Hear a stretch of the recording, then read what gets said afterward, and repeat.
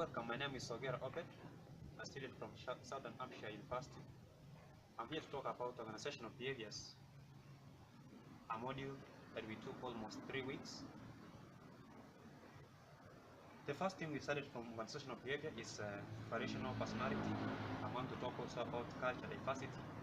I'm going to talk about leadership styles, politics and power, and also communication as it's being done in the organizations. My company that I took measures to take at search was the Kenya Ports Authority. The company is located in Kenya, specifically in Mombasa. While I did a search, I found out that there were so many personalities that are being exhibited in the company, and this is so much impressive because having different personalities actually motivates other workers and make good productivities. The company gains a lot of profit out of the outcome of the personalities from the people who motivates others. The second thing is culture.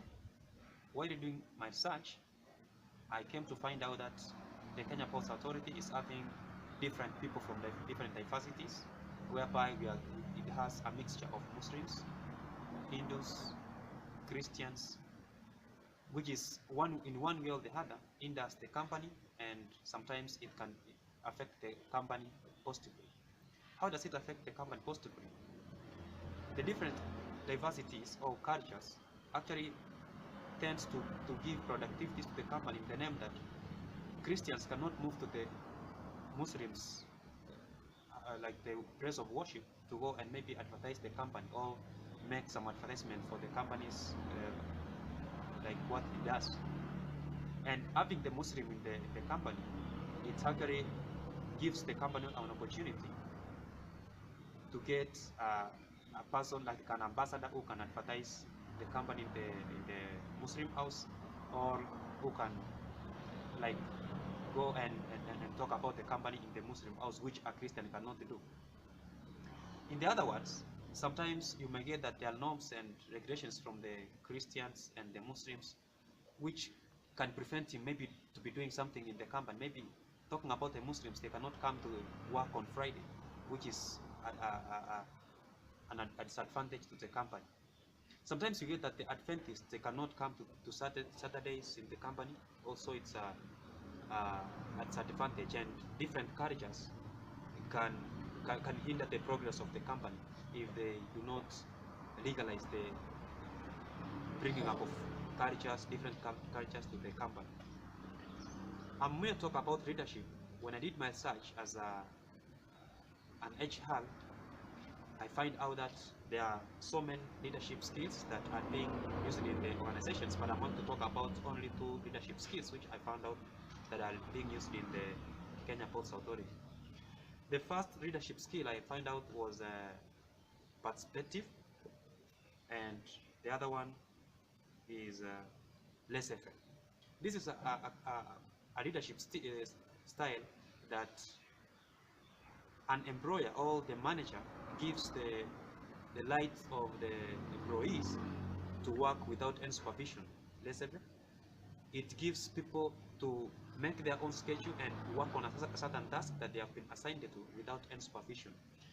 Talking about the perspective, it's a way of participating, including everybody within the organization, without maybe saying that this is somebody from the low ranks and maybe this is somebody from the high ranks. It's including everybody within the organization. Other leadership skills that I found out that are being used by organizations are autocratic, we have transactional and transformational, but those of them I did not find any of them in this organization. What I could do as an HR in the Kenya Ports Authority, I could actually include the transaction and the transformational leadership styles. Why? Because including these 2 types of leadership styles, it will increase the productivity in a manner that transactional, in one way or the other, it's a way of awarding those employees who have maybe reached the target or they have done better in the company. At the same time, it's not good also because it punishes those employees who did not maybe reach the target that they set at a certain time.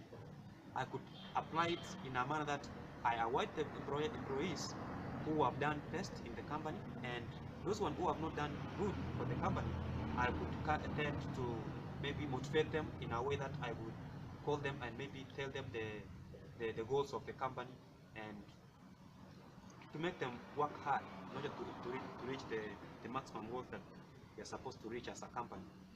Politics and power in the company, I found out from the research that it's so much up to for the company because it's helping the company to progress.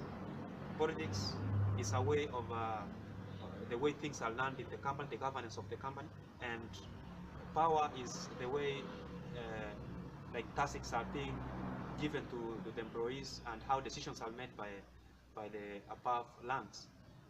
It depends with the department, because some departments we find that most of the employees, they are getting orders from above, and other departments get that employees, they are given the package of tasks and they are the one to schedule themselves on when they will work on a certain task and when will they work on the next task. So it differs from one department to another. As an HR, what I could say is breaking down the tasks, like breaking down the tasks and give the tasks in daily basis without giving the package of tasks for employees to work.